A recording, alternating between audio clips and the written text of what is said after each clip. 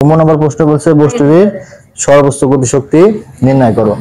তাহলে দেখো আগের প্রশ্নগুলো আমাদের ভুল হয়েছিল যে আমরা যে পর্ব 3 নম্বর পর্বে একটু তোমার সংশোধন করে নেবে যে বস্তুটি এ থেকে বি তে আসতে কত সময় লাগবে।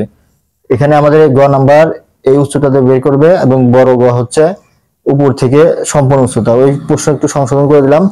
নাম্বার প্রশ্ন হচ্ছে বস্তুর সর্বোচ্চ গতিশক্তি নির্ণয় করো।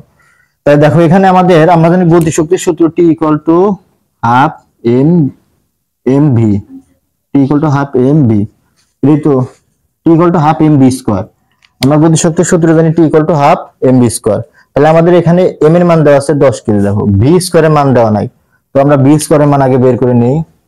তো আমরা জানি গতিশক্তি এইখানে এইভাবে আমাদের যে কোনো অঙ্ক আগে আসলে মেন যে জিনিসটা চাই ওইটা আগে তোমরা লিখবা যে টি ইকুয়াল টু কত হাফ এম ভি স্কয়ার। তো এখানে আমাদের এম এর মান আছে কিন্তু বি এর মান নাই, তাহলে বি এর মানটা আবার উপর থেকে বের করে নিতে হবে। তাহলে আমরা জানি যে V square equal to U square plus 2জি এইচ। তাহলে আদি ভেক্টর 0 কে স্কয়ার করলে 0 হয়। এই 2 আর জি এর মান কত 9.8, আর এইচ এর মান সর্বোচ্চ গতিশক্তি, তার মানে এইচ এর মান হচ্ছে 50।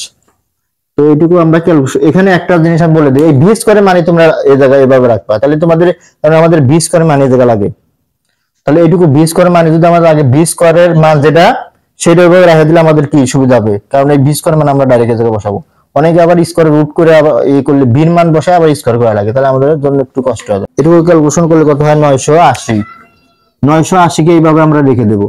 যদি তোমরা যদি এখানে একক বসাইতে চাও তাহলে একটা কাজ করতে হবে, যেমন আমরা বেগের একক জানি এম এস ইনভার্স 1 না, কিন্তু ভি স্কয়ার একক কত হবে, তাহলে এম স্কয়ার এস ইনভার্স 2। যদি একক এভাবে বসাতে বসাবে, আর যদি না চাও তাহলে একক বসানোর দরকার নাই।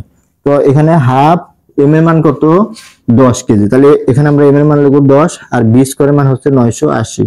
তো এইটুকুকে ক্যালকুলেশন করলে আমরা সর্বোচ্চ গতিশক্তি পেয়ে যাব। তাহলে কত 1/2, তার মানে 0.5 গুণন 10 গুণন কত 980। তো এটুকু ক্যালকুলেশন করলে আমরা কত পাই 4900 জুল। আশা করি তোমরা এই প্রশ্নটি খুব সুন্দরভাবে বুঝতে পারছো।